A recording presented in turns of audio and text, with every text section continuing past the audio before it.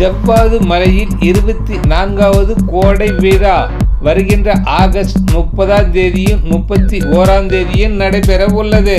திருவண்ணாமலை மாவட்டம் ஜவ்வாது மலையில் 24வது கோடை விழா வருகின்ற ஆகஸ்ட் 30ஆம் தேதி வெள்ளிக்கிழமையும் 31ஆம் தேதியும் சனிக்கிழமை நடைபெற உள்ளது. இது தொடர்பாக அனைத்து துறை அதிகாரிகளுடன் ஆலோசனை கூட்டம் ஜமுனா மரத்தில் உள்ள தனியார் பள்ளியில் சட்டமன்ற உறுப்பினர் பேசுச்சி சரவணன் தலைமையில் நடைபெற்றது.